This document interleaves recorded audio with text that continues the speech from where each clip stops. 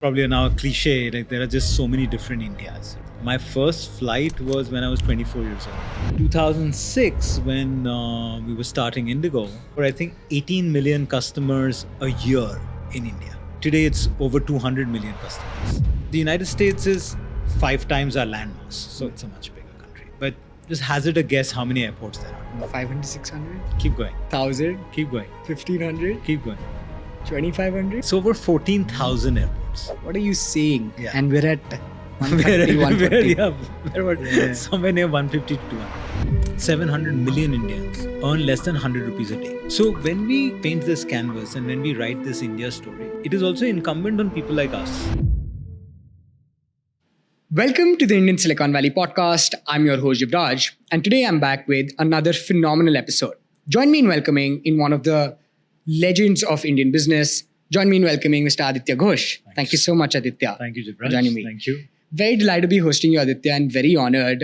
It's been actually a long time coming. I've followed your journey for a while now, and I think there's so much that you've accomplished that so many of us watching, and myself including, will want to achieve in our lifetime. So great to be chatting. Thank you. My objective in the next 60 odd minutes, Aditya, is to ensure that we can just borrow your learnings that have come from years of business, and what stands out is your distinct curiosity to give folks a flavor of the context that I'm talking about. When I was researching, it came out that you've been a science student who became a history undergrad and then became a lawyer to pursue legal as a career for a couple of years until you landed up at INDIGO. And then we all know the journey post that, which is that you led INDIGO to its peak. A lot of the success gets attributed to your leadership and the team that you were able to curate there.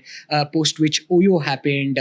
You've been a board member at many different other organizations, including Fab India, OYO now, and now you are the co-founder of Akasa, doing your second leg in aviation. I want to understand all of it, but where I want to start is actually trying to understand from you how India travels. The abstract notice to understand that you perhaps had the center seat to new India traveling from 2005 to now. If you can give us a flavor of what you've seen and observed, that'll be lovely, and then we'll go deeper into your journey.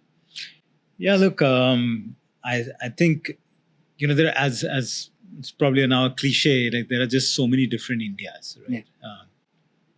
And like most people, I myself grew up, traveling on trains and buses, especially trains when we were doing intercity.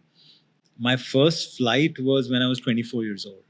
So, and I think it's not a very uncommon story with a lot of people in India even today, right? So what that means is that there is this massive market. There is still very low penetration of aircraft and air travel, which also means that it's a Large very market. sweet spot to be in, right? Just huge demand, very little supply, and you've got a very supply constrained market.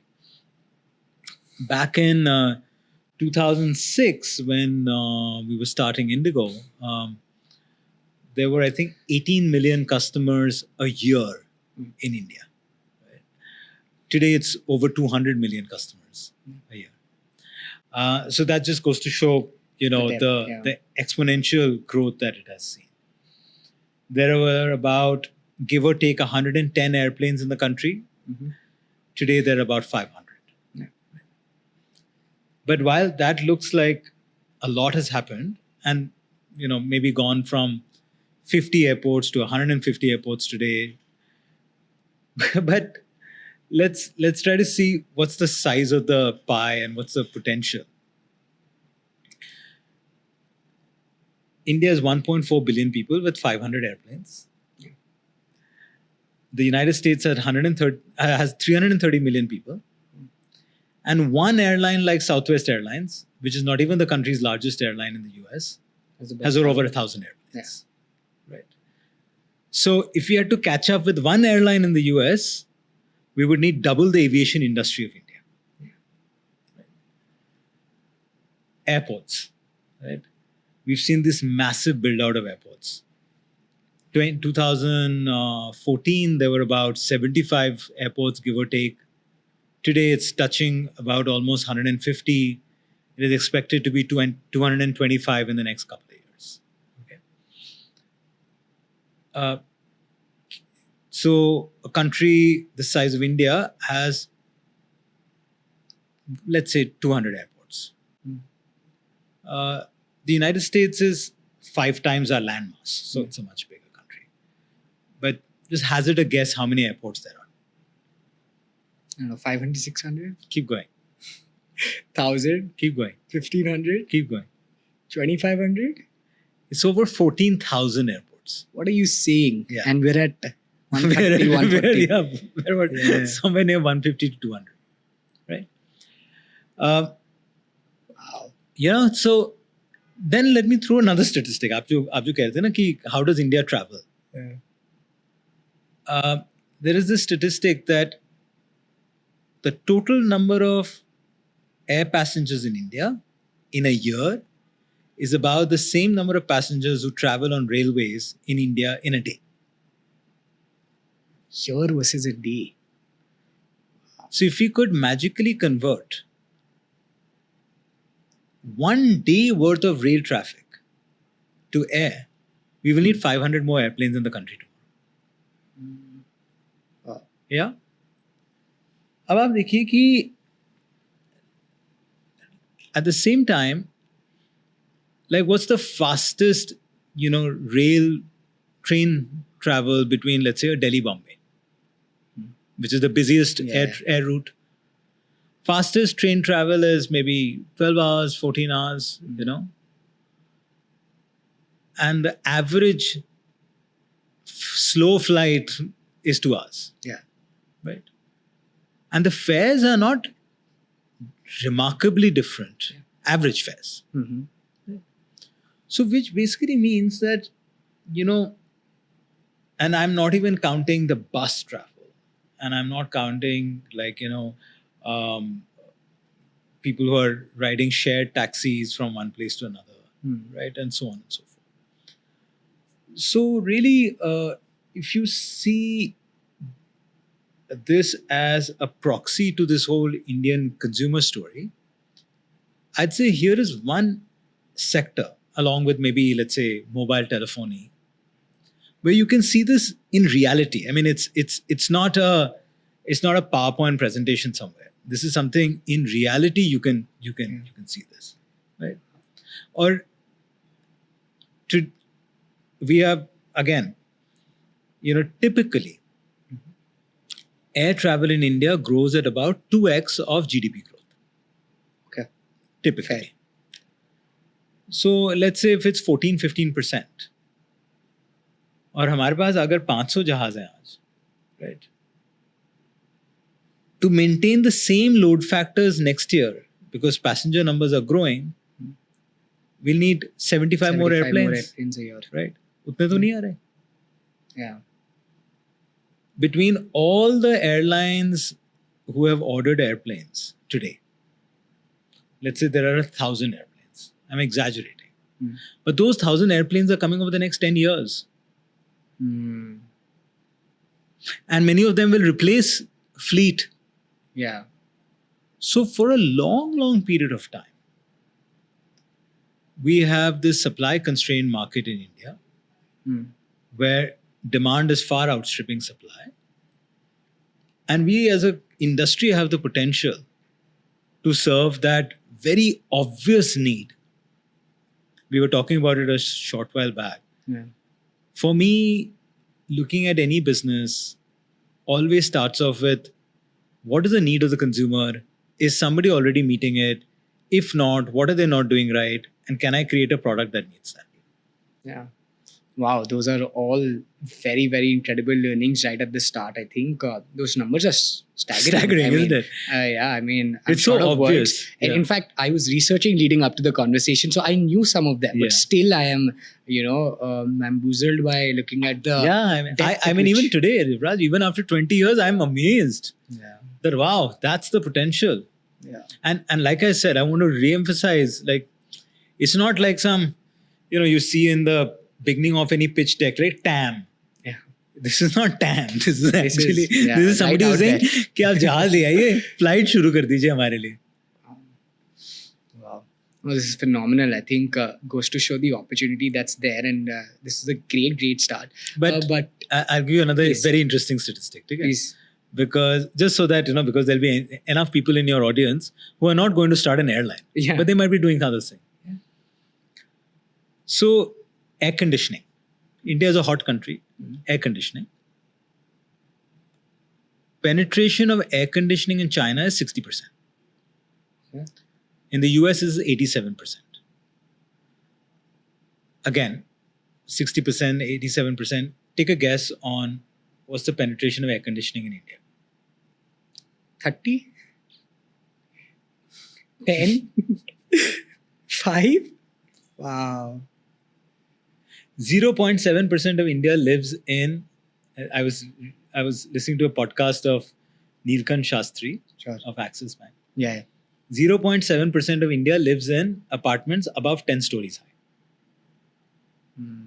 So why I gave these different examples is whether it is real estate, whether it is FMCG or consumer durable or transportation, that's the kind of real potential In the business. that we have.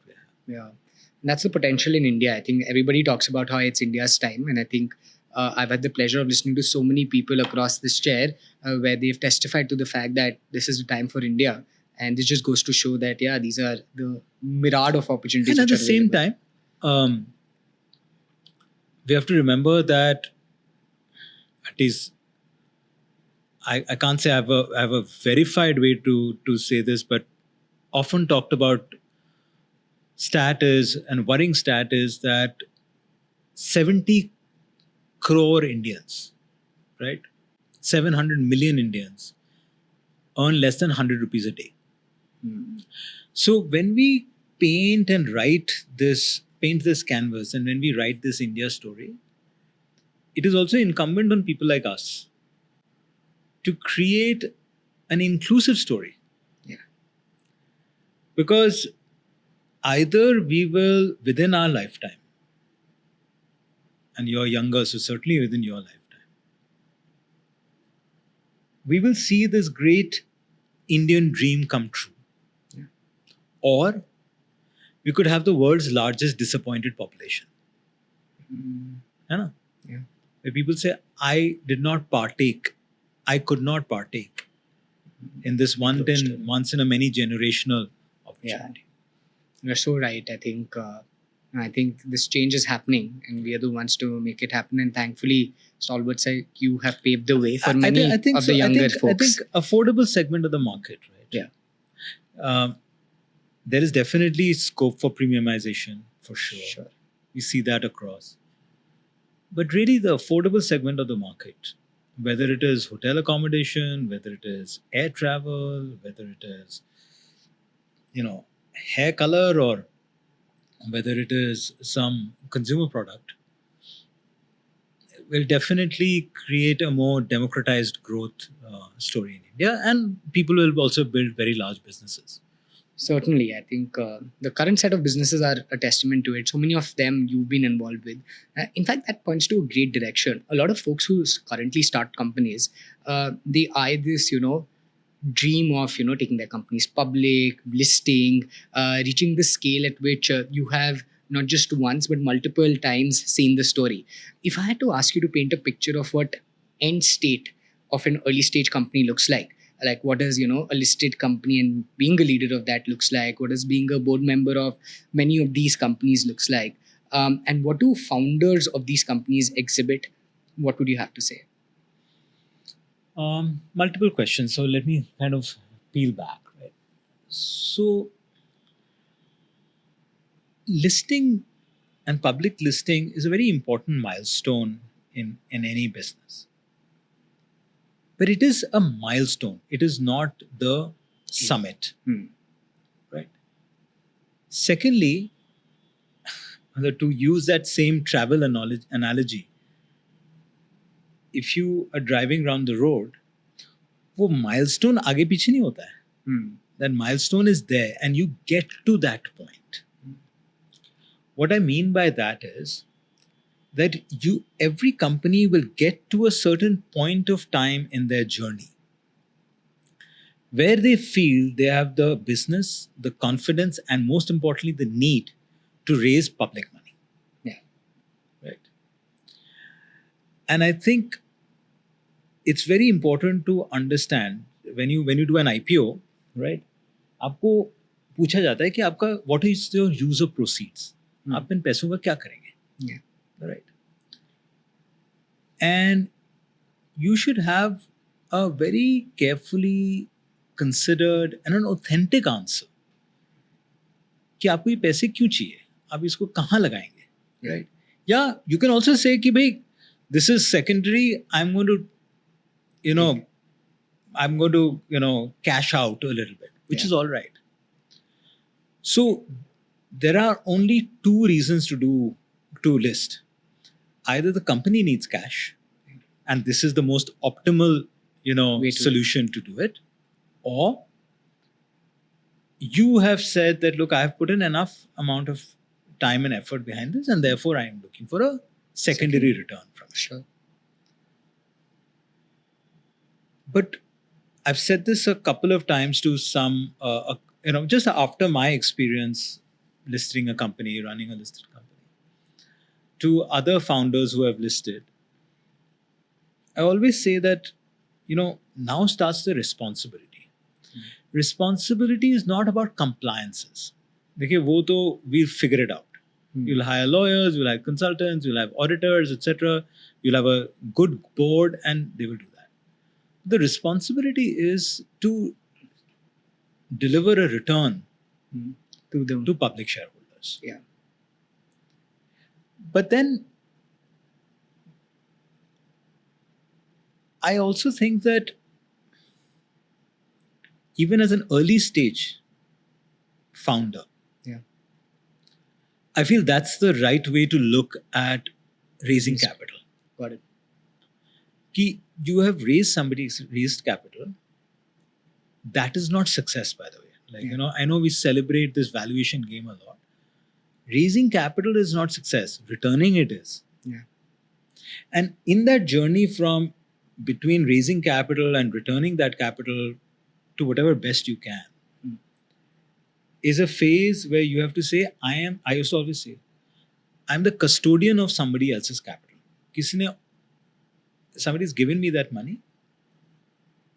चाहे वो public shareholder हो, चाहे वो founder shareholder हो, चाहे वो VC हो या private equity हो, आपको किसी ने पैसे दिए हैं, वो आपकी अमानत है नहीं है, वो किसी और की अमानत है, which you are going to sort of be the custodian of. Yeah. If we can think like that when we are doing a 1 crore revenue line to 100 crore revenue line to 1,000 crore revenue line or a 5,000 crore revenue line, it will help us create, it will help us make the right decisions, right? In the interest of shareholders, in the interest of stakeholders, in the interest of the business, and interest of the long-term business. Yeah. Right? So the end state is not the IPO. That's the start, in fact. That is a somewhere in the midpoint. The end state is a continuum almost, where you built an institution. Yeah. I was telling you, Jivraj, when we were getting this coffee from one of your investee companies, that what interests me most is, can I get involved in stories where we are building institutions in the long term? Yeah. Depending on which, so like you asked me, many people ask me, so are you involved in a very early stage? Are you involved in mid stage? Are you involved in some concentrated bets? The way I think about it is it just depends on which stage of this journey we are coming in. But what really excites me is there a potential to create an institution? है ना? Yeah. And that is in some ways it's a continuum, right? Yeah. You'll get to a certain point, फिर आप अपने आप को थोड़ा सा evolve करेंगे. You will change a little bit, and then you get to the next phase, and then you'll get to the next phase, and then you'll get to the next phase. Right? That's a very ambitious goal. In fact, if I want to ask, what are early signs of institutional builders? Like, what does that look like early? Because looking back in hindsight, this is perhaps easier to extrapolate, and it's in hindsight. But if you had to, place, especially early stage investing is much about speculation on who can be that institution builder. Right. What are early signs for that? I think there are 5 or 6 elements which you have to at least see the first hints of कि यहाँ पे ये हैं. Sure. The very first is that is there a real consumer whose very specific need you're actually trying to solve? Right? Ki you feel that, bhai, this screw cap on this bottle is not really the right way to do it because it slips or it kind of cuts into your this thing. So I can make a better bottle cap. ठीक है, कोई नहीं बना रहा है, मैं बना सकता हूँ. So there is a need. Fair. But I can't go and say, यार ये bottle है ना, इसका पता नहीं कितना कमाते हैं लोग, बड़ा अच्छा business है, I should also do the same. Yeah. Right? Fair. The second is to say that does the founder, management team, the initial lot, are they people who really are approaching with this with an honesty of purpose? Yeah, I want to make the best bottle cap. Yeah. And then you think, others, these Scandinavians are great on design. Can I do better than that? The Japanese at some point of time, or the Koreans at one point of time thought, Yeah. कि भाई, the Americas, they make great cars. We make it We'll better. Make it better. है ना? Yeah. Right. So do you have that in those people? Is there an honesty of purpose? And if it is there in that initial group, It'll percolate. It'll percolate, right? So that's the second hint.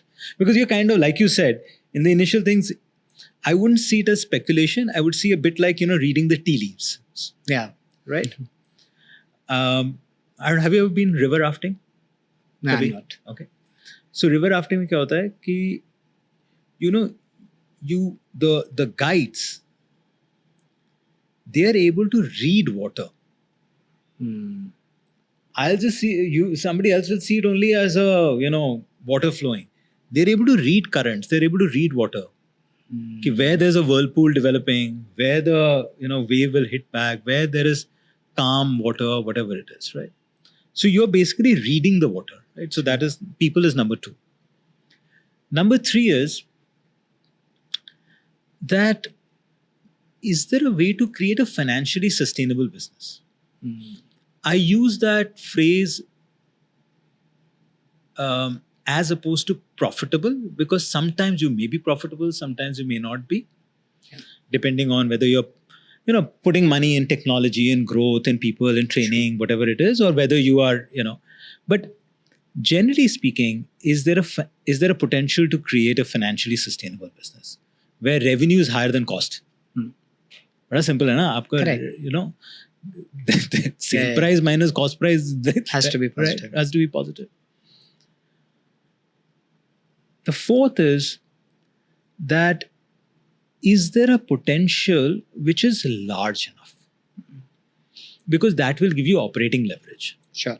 ऐसा नहीं है कि you can't create a standalone business or like my friend Anjan and I have a ownership in a restaurant in London, does well, it's profitable. It's not like we're going to scale it up to 2,000 restaurants.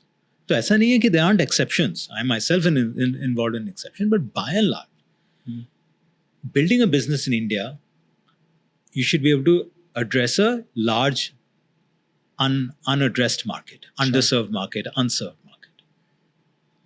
Because that means that you can put in the years. That means you can put in the effort. effort. Worth the effort.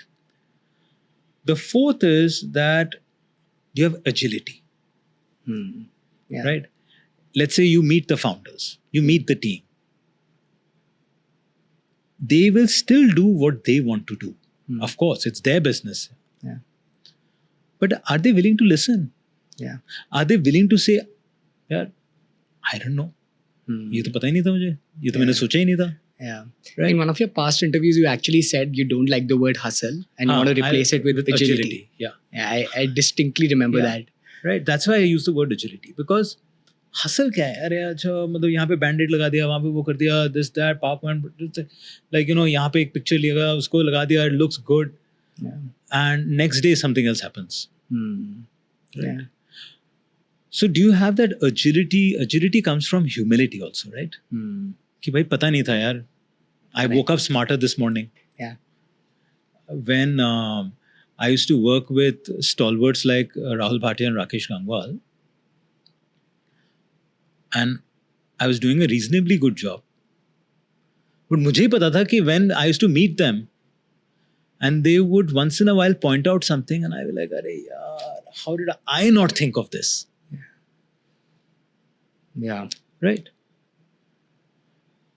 So that ability to see that, and the final is, which is at least very important for me, and and I think it's particularly important when we look at institutions. Is there a larger purpose you're trying to solve? Dekho, when I got involved in, when I was leading INDIGO, when I got involved in co-creating Akasa with Vinay, or leading OYO, or Fab India, my role in Fab India, everywhere I was very clear that there is some larger purpose. Larger purpose kya hai? In the case of the airlines, it is that here are people, somebody is born in Imphal, somebody is born in Jammu, somebody is born in Kupwara, somebody is born in Lakshadweep. Does that mean that to access real opportunities in any other part of the country, they have to sell their house, take a loan, move there and all of that? Or can I democratize air travel? In the case of hotels business, can I democratize hotel accommodation? ऐसे ही होना चाहिए कि only if you're rich, You'll afford the... you will go to a fancy hotel with clean sheets and good customer experience, or can I not deliver it at a more affordable price? Right. In the case of Fab India, what is the day-to-day impact, positive impact they're having on the lives of 65,000 artisans? Otherwise that art will die. और ये charity नहीं कर रहे हैं वो. They're building a business where it is a business that then creates livelihoods, creates an opportunity. Financially sustainable. Correct, exactly. Or wholesome foods, which is where I'm an investor in. Great founders, Shorvi Malik and Meghna Narayan. They're trying to genuinely solve food choices for toddlers, new mothers, young adults. Are you going to have that same maida, sugar, this, that, and the other? Or can I give you an alternative which is tasty, convenient to make, affordable, and yet healthy and nutritious, right? So if you can do that, I think these few elements, when they come together, I think there's a high degree of chance that you'll build an institution. That is amazing. I think that is one of the best articulations on that subject. I think you interviewed Sanjeev Bikhchandani. Yes. You interviewed Ashish Dhawan. You interviewed Pramod Sinha as well. Not yet. Yes. You will. These guys are living legends. Including you, I think. I mean, they're friends of mine. I work with them on. But look at what they're doing with Ashoka University. Absolutely. Look at what Pramod has done in one lifetime. In ISB, Vedika, Harappa, Ashoka, kya aadmi hai yaar? Yeah. Right? No, absolutely. Yeah. And do they have financial outcome? Of course they have financial 100%, outcome. Yeah. But that is not what they're driving. They are driving institutions. Yeah. Right? Look at how many great companies Sanjeev has touched. Yes. Ashish, I mean, I'm telling you, they are living legends for me, inspirational living legends. No, precisely. In fact, grateful to Ashish Dhawan for connecting us and making this happen. But the subject of our conversation was also how to build great institutions, because to have a categorical cycle of exit as well, which he's been able to display, 10, 15 years, you stick around and then leave.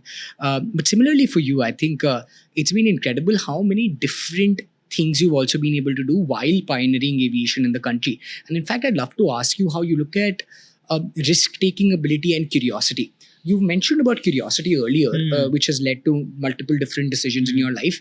But in hindsight, again, it all stitches together. What I'm curious to know is, in the moment, how did you manage to take that significant risk to leave something and move to something else?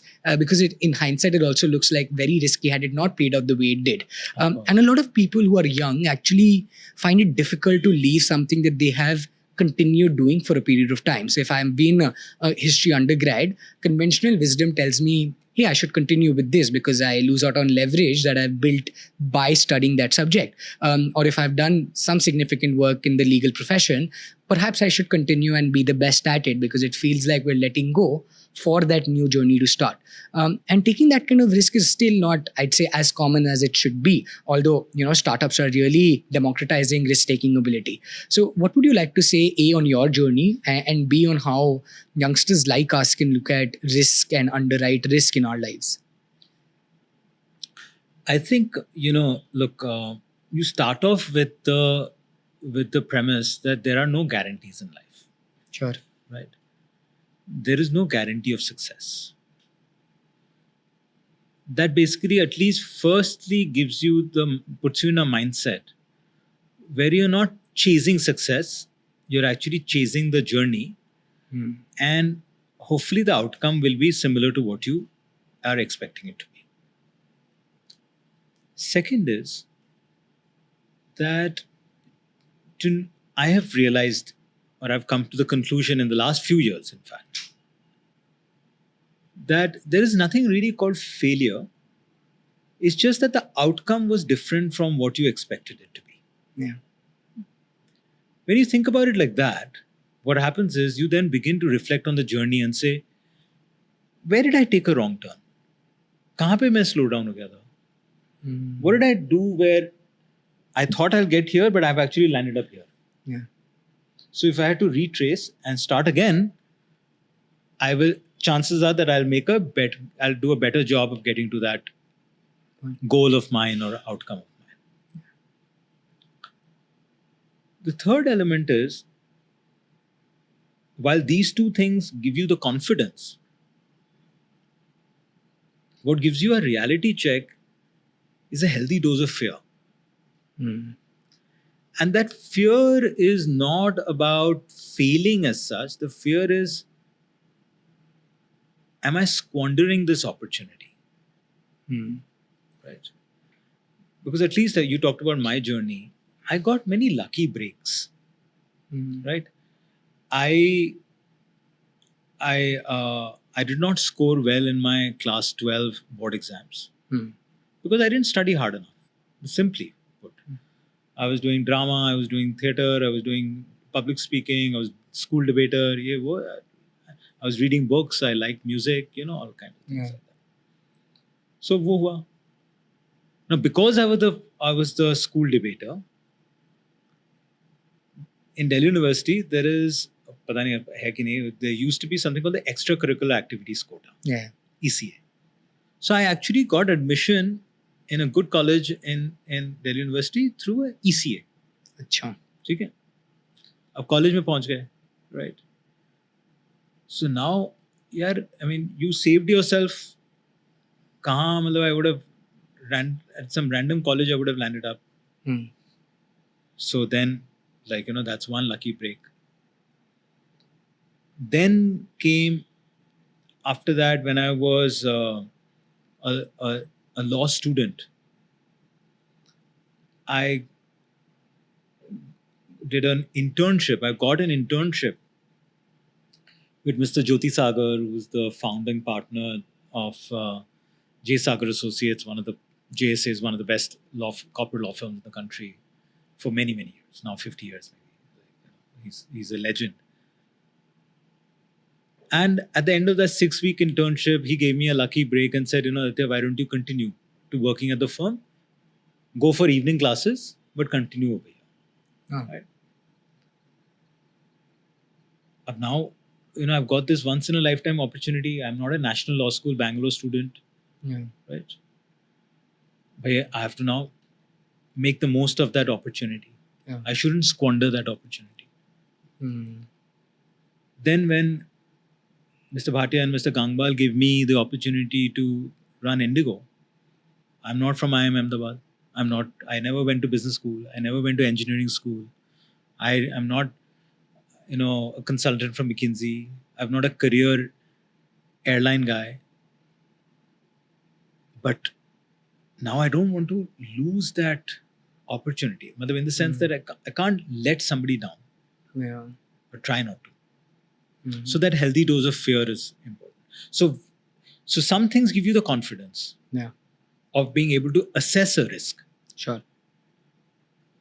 The other gives you the reality check to say, hey, you're not God's child on earth. Mm. And like you correctly said, for me, when I was first given this opportunity, I said, Rahul, it's a really bad idea. What are you saying?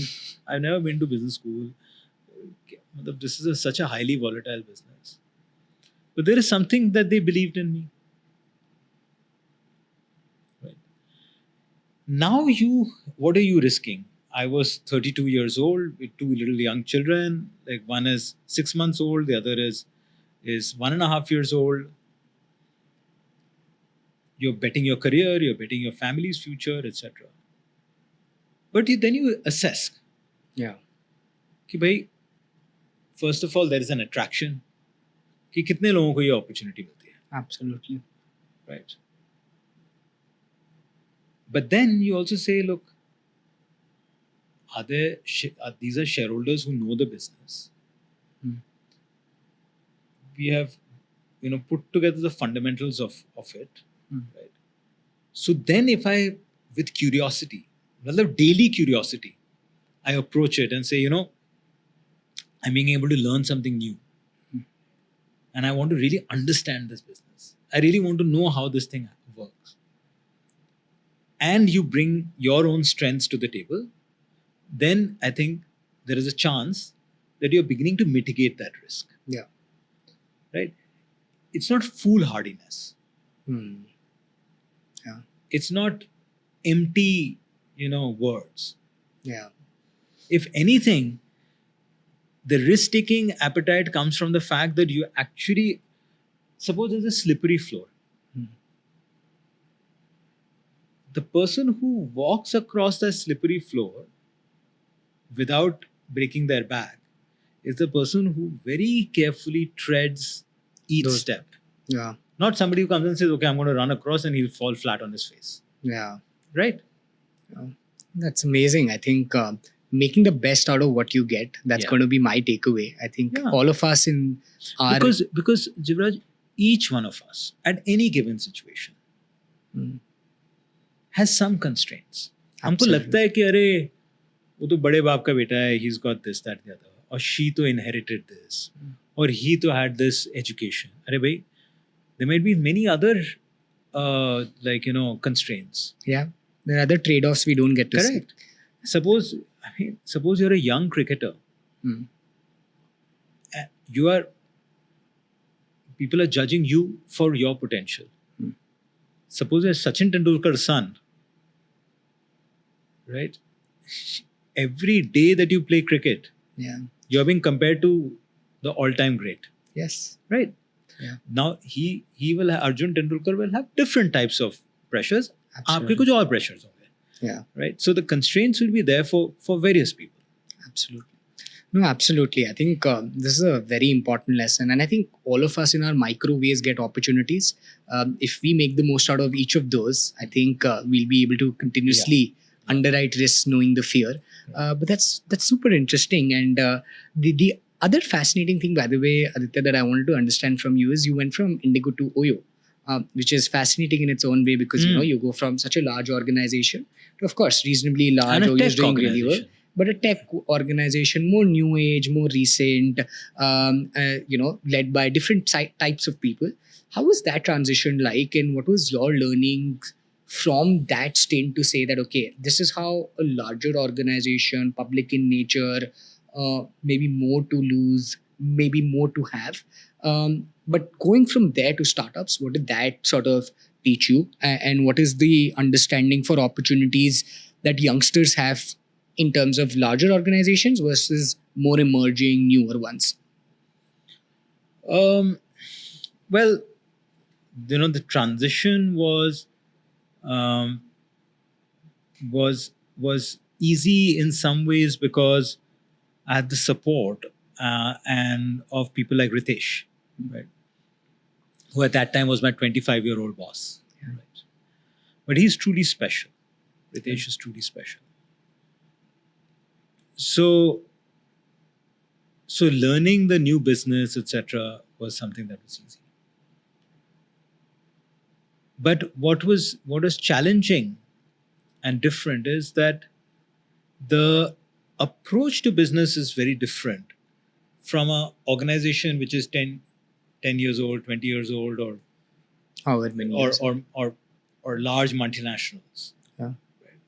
Versus a startup which is processes may not be all be there and so on and so forth, right? So there's a lot of enthusiasm, but it's a little bit scattered. Yeah. So how do you make that transition? Right? The lesson I learned is that it's funny. There are two things which look paradoxical. The first lesson I was reassured was that these 5-6 elements that I talked about, the 6 elements that I talked about, they apply equally to whether it's a airline or hotels business, new age or legacy, small business or large business, tea shop or a coffee shop. These 6 elements apply to all. Sure. So that was a great reassurance. And it's not just that, it was not that I came into OYO already with this mental model in my mind. Yeah. Having come out of INDIGO and then into OYO and then kind of thinking about what's working, what's not working, that's when it helped me crystallize this mental model, this framework sort of thing.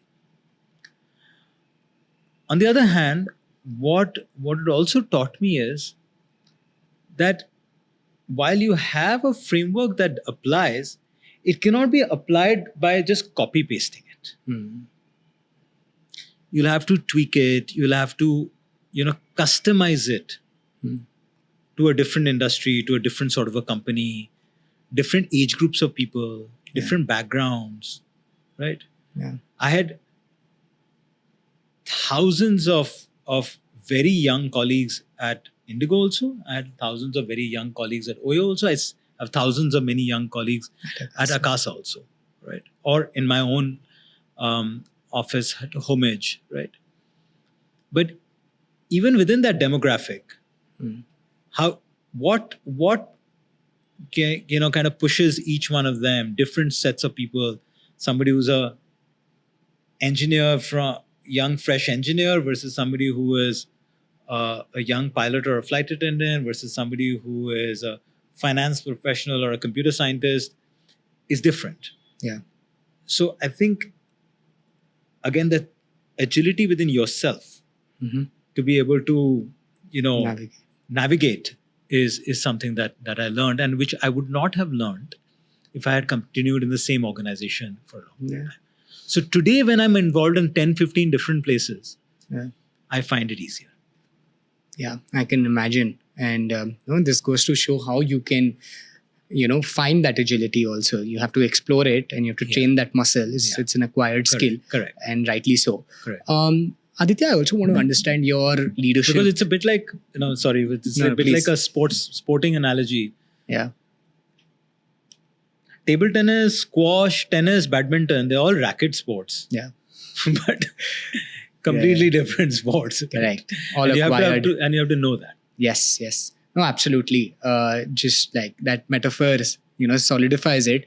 But as I was trying to understand, I think your leadership has also been distinctly highlighted. Like as I was preparing for the episode, I've been coordinating with Georgina. She pointed out how it's been very distinct that you're a people's person. You've gone on to establish training programs at your various organizations, which have been very beneficial.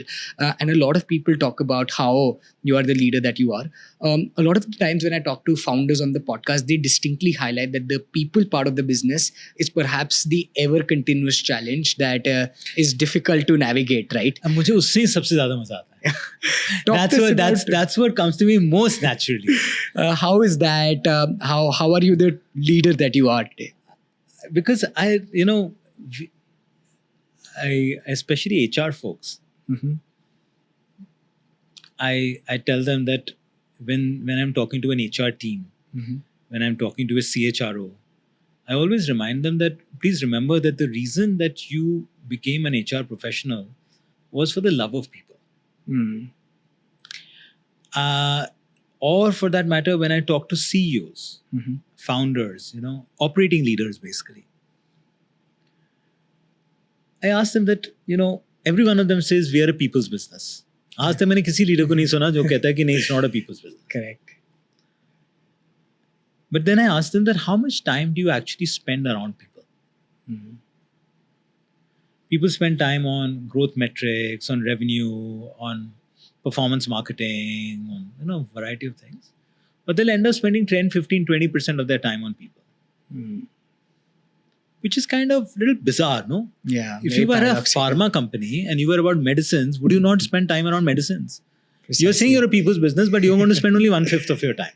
Yeah, that doesn't cut it. That doesn't cut it. So I think, but where does that come from? One is that and it's a misnomer to say that you have to be an extrovert. I am not an extrovert. I actually am not. I may give the impression I'm an extrovert. I'm not, right? But do I genuinely like people? Do I genuinely like listening to their stories? Does it give me huge amount of satisfaction when I see them evolve in their journeys?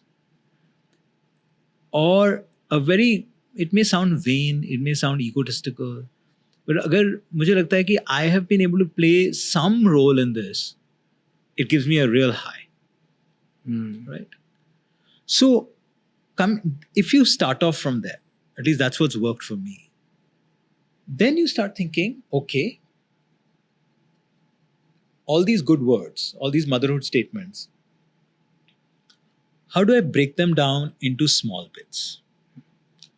How do I create an actionable item against it?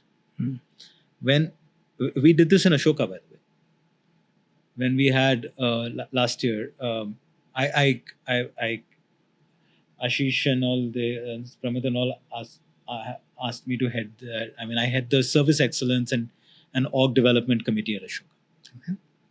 So one of the things we did was the values that we have at Ashoka. How does a student really, or a teacher, or a housekeeping staff, if I say X, can they point out the room and say, yeah, I can see an example of X? So how do I create a demonstrable, evidence? So if I say at Akasa, we stand for being respectful, will people at Akasa be turned around and say, yeah, you know what? Every time I meet Mr. Dubey, he just treats us with so much respect. Yeah, Right? it has to manifest into action. Exactly. If at Akasa we say that we stand for integrity, can somebody turn around and say, you know what? Yeah, they had a very difficult message, but they just honestly came up and said, guys, we're in trouble. Yeah. And there was no BS around it. Yeah, no sugarcoating, Right. nothing. No. So, and they were authentic. Yeah. If we stand for sustainability, do we use bottles of water or do we use single-use plastic? I'll give you an example.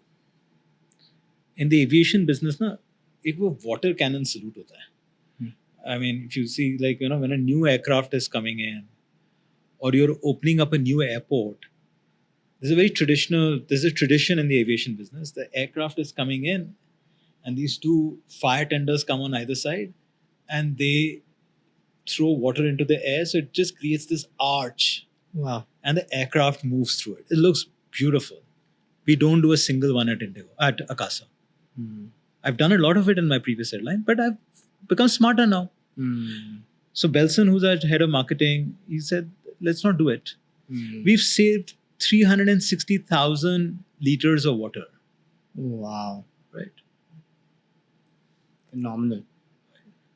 Or how do we take plastic away? Yeah.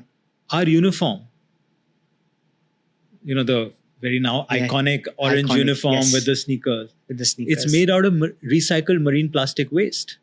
Wow. Right.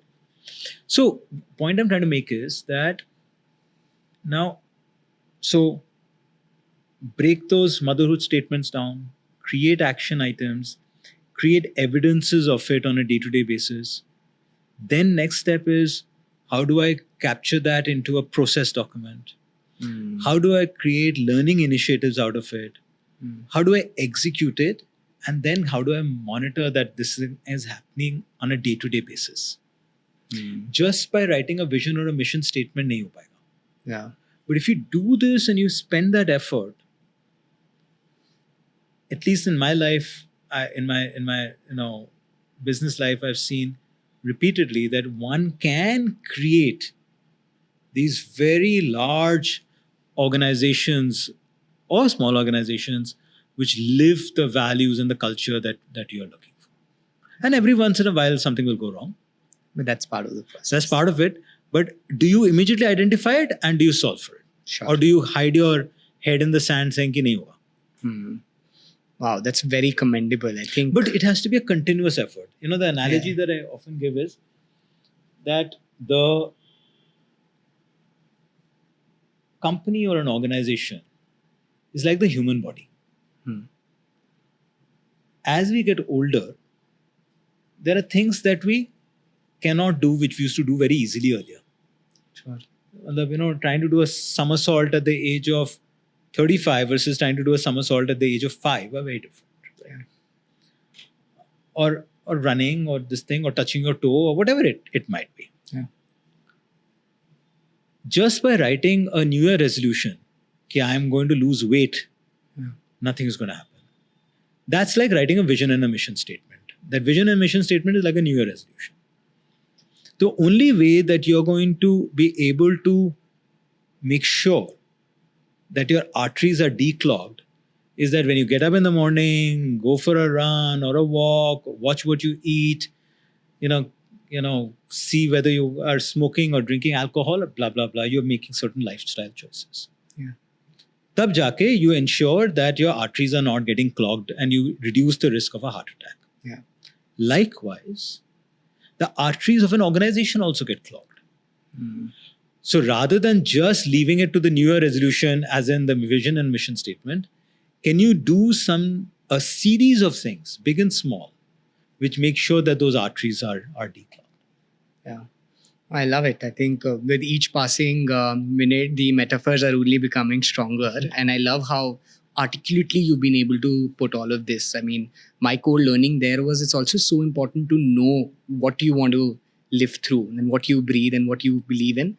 Then walk the talk. I think I've heard so many leaders really say that you have to walk the talk, and this is the perfect sort of personification of it. But lovely. I think these are very, very core learnings for anybody watching. They might be young, old, building an organization, not, but these are all things to practice even on a day-to-day basis, in my opinion. So thank you so much for sharing, Aditya.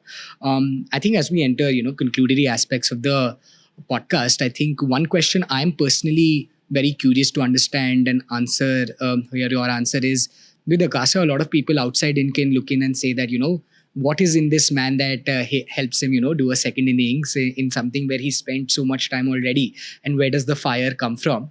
I'd love to just like very fundamentally understand what drives you. I think you are involved in a multidisciplinary set of things beyond Akasa as well. You have personal interests which you passionately talk about, be it travel, sports. I was actually meeting somebody for coffee today morning who mentioned that they started horse riding with you. Very distinctly. This person's at Blinkit, and I was meeting him, I was telling him about my day, and he was like, I was like, wow, that's another addition.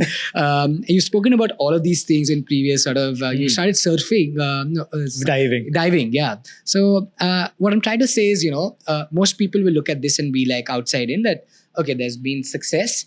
So you take a step back, you do other things that you're already doing, but you're now also doing something significantly bigger with a even more audacious vision. Talk to us about what that means. What is that fire in that belly, and how do you keep that motivation up? See, one again, ending it from with where we started off from.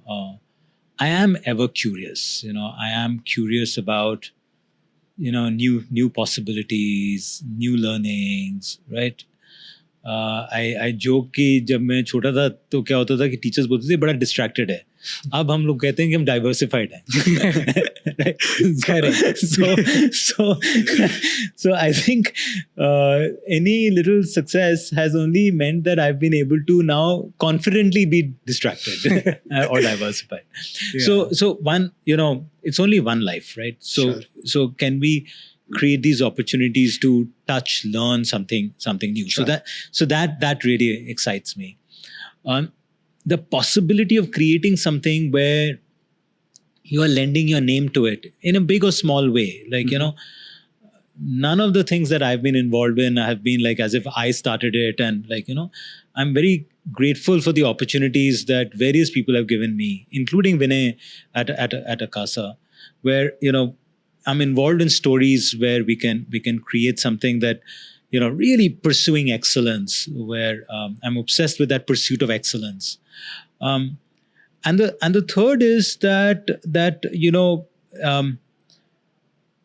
by chance if somebody says कि this can't be done, I realize कि that's when I'm thinking नहीं. ये तो करना है. Right. It's not ऐसा नहीं stupidity के like right but if I feel that नहीं actually है now this person, if as long as that person is saying it's too difficult, then I have a problem. My brain starts working differently कि if it's too difficult then can I do it? I was telling somebody I like operational heavy businesses. Yeah. I like execution oriented businesses. I like businesses where there are lots of people involved. I like businesses which are lots of processes involved because it is difficult. Yeah. So I think that's what keeps me excited. Really. So horse riding, always wanted to do, never done it. Yeah. Looks difficult. Let's do it. That doesn't mean I've not fallen off the horse. This, that. Yeah. I have a video on in my Instagram saying actually I've fallen off my horse straight on my back, right? From 6.5 feet in the air, yeah. Right? Or diving. I grew up with a fear of water. So learning how to swim when I was 24, 25, I think, to now swimming a mile or diving is, it was something that was difficult. Yeah. I've overcome it. Yeah. Well, lovely. This is lovely. I think I love that answer, and it goes to show that, true passion is personified in action like yours. Thank you so much for sharing. Thank you. I have the last 10 minutes. This is my sort of like version of the, rapid fire. Not as much rapid, but mostly abstract questions, but more attuned to you. The first one there is actually, if you had to point out your biggest strength and one thing that you fear, what would those be? Biggest strength would be to be able to walk in the shoes of someone else. I think that empathy? Yeah. I mean, empathy, I think, that's exactly how I explain empathy, that, kind of being ability to walk into somebody else's shoes. It comes to me very naturally. Thank God I have that. Biggest fear is losing loved ones. Biggest fear is letting somebody down, leaving somebody disappointed. So that's what it is. Right. Oh, that's lovely, both those answers. Aditya, if I had to ask a group of your friends to describe you, and when you were not in the room, what would they say? Actually, I didn't expect that they would say this, because I think I'm very calm and collected and and sort of Therawa and etc. But some of my friends think that I'm always jumping around like a this thing. They didn't mean that I scream and shout at anybody, but they're like, you're just running around from one place to another. So I know everybody laughs at this when I say this. But I genuinely think I'm a very lazy person. I have to really push myself hard to do things. I wouldn't. Everybody laughs at me, but ऐसा नहीं है. I actually think I'm a very lazy person. Lovely. I always think, अरे यार, there's so many people doing so many things. मैं क्या कर रहा हूँ? Yeah. No, that's an interesting one. I wouldn't have been able to guess that. I actually genuinely feel that. Lovely. For the next one, I think there's a lot of people talk about the correlation between how we were as children versus what we turned out to become. Any early childhood memories that you'd like to cite that were indication to say that, okay? I think the one that I comes to my mind. Look, otherwise there was no indication in my life or my results or my report card that I would be this thing. I've said this before. My mother is no more, but she was very upset when I said this in a press interview. My mother thought that, my mother said this to me, please pass your school, because if you don't pass school, you will not even become a DTC bus conductor. Okay. But having said that, class 1B, there was a class teacher of mine called Mrs. Davis. I remember in a parent-teacher meeting, in the final parent-teacher meeting, when I was going from class 1 to class 2, she said to my parents, and she had written it in the report card, Aditya is a very responsible child. So naturally I asked him, "Ye kya word hai?" As a 5-year-old, 6-year-old, I did not know what it meant. So when my parents explained it to me, I felt very good. And I think that sense of responsibility may be one indication of what. Lovely. Oh, that's very nice. I think responsible. For the third last question, I think I'd love to understand what excellence means for you, because as I was categorizing what is my one takeaway going to be, it felt like all of your life you've exhibited strong excellence, and at least the pursuit of it, the pursuit of excellence. It's a very interesting thing, and excellence is something strangely that cannot be defined. It's not a budget target. It's not an AOP target. It's not a valuation. It is not something. If anything, you get closer to that and it moves. And you get closer to that and it moves, right? It basically is a personification of two things. Try to be the best.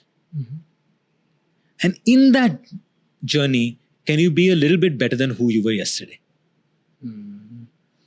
I think that journey of trying to be the best, best not meaning ki I'm better than someone else. Best meaning ki, it's something that you're creating with pride, with humility to know I'm not the best as yet. अगर आपको लगता है कि you're already there, then तो कुछ chase ही नहीं है बाकी अब. No, there is no pursuit. Knowing that you're not there, but every day you're getting a little bit 1 inch better than who you were yesterday, I think is that pursuit of excellence. That's lovely. And in fact, that was my second last question as well, which is to say that you've really emphasized on learning every day. Like it's been evident in many of the public conversations that you've had. You talk about the emphasis of learning from everyone and learning every day. And you've, of course, been surrounded by such great people around you, and you've created such excellent leaders around you. If you had to pinpoint how that learning sort of takes shape, it's easier said than done. I think the practice is more difficult than saying it. This is something a lot of people aspire to achieve, but it's difficult to practice. But if you'd like to highlight anything specific in terms of learning every day, that'd be really helpful. See, I think the best way to do it is adopt it as a sort of a way of life, as opposed to thinking, I'm going to spend the next 6 months learning the piano or learning how to invest in the markets. if it becomes like a way of learning in the sense that you see somebody and you say, "Arey, yeah, the way she served water was very interesting." You will look at somebody else and say, "The way he comes always well prepared is something to learn." तब क्या होता है कि you suddenly see that there are, you're surrounded by people who, there is something you're picking up from them all the time. Yeah. You're constantly picking up something, Yeah. and of course credit them with it. Sure. You know? But developing that keen eye and always be learning. I think Jack Welch said this. Mm-hmm. At least when I say it, I always say Jack as Jack Welch said. But something to the tune of, you see something good, shamelessly copy. Right? Yeah. So I think that's wonderful. And in fact, ancillary to that, this was, 3-4 people in fact mentioned and more, that if you could ask Aditya this, that'll be really nice. But, with Akasa, we had the Mr. Rakesh Junjunwala, God bless his soul, of course. What were the core learnings from having spent time with him? RJ? Yes. 2 or 3 things, One is that real, in his case, risk-taking appetite when he believed in that India story. He truly believed in the India story. He was not just the big bull on the market, he was the big bull on India. Right? The second is that, the ability for an investor to really respect the founders, the management team, vehemently argue with them, challenge them, etc. But at the end of the day, it is the decision of the management team or the founding team or the founder, the CEO, whatever it is, or the leadership team, not that of the investor. So having that respect, not say I am the owner, sort of, or part owner. The third is that, he asked me once, Aditya, do you know what's the difference between a manager and an entrepreneur? So, and he said, an entrepreneur can lose everything. And which always I've known that because, that's where my deep respect for entrepreneurs come.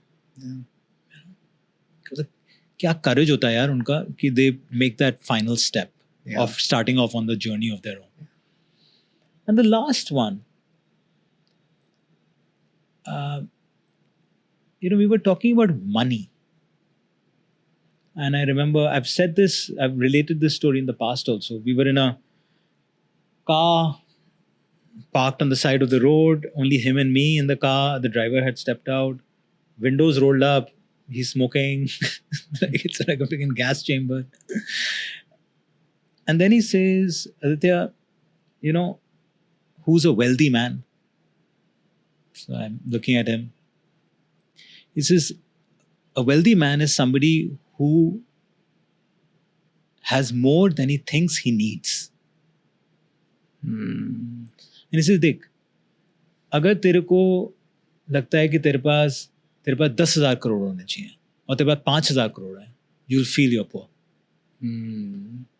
Wow. तेरे को लगता है कि तेरे को 1 लाख रुपए चाहिए मगर तेरे पास मतलब 1.5 लाख रुपए, you think you're rich. So that kind of, just such a simple way to look at life. I think there are some, because every interaction was a learning opportunity. Yeah. But I think those are some of the things that come to mind. Thanks so much for sharing. I think those are all golden pieces of wisdom. This has been so nice, Aditya. Thank you so much. I've been pleasure. Absolutely stunned at the amazing articulation of the great learnings you've had. For the last question, this is a stereotypical one, but we'll go back and turn back time. Yes. We put you in the shoes of your younger self. And precisely for you, I guess, the time in 2006, right? The idea is to leverage the learnings from the last 18 years that you've had. If you could go back to yourself and perhaps just share all the amazing things that you've done and the learnings that come along with it, what would you tell yourself? I think I would just if I was back at that stage, I would say to myself that, write down your dream, list them down, think of a plan of chasing them, right? And start working on it. Don't wait for it to happen to you. Yeah. I think that's what I would say. Lovely. That's a great end. Thank you you. so much Thank for being you. on My the show. This pleasure. has been such a pleasure. Thank you, Junaid. It's meant a lot to host you, and this was such an amazing conversation. Thank you for asking such insightful questions. I had a great time. Awesome. Thank you so Thank much. you.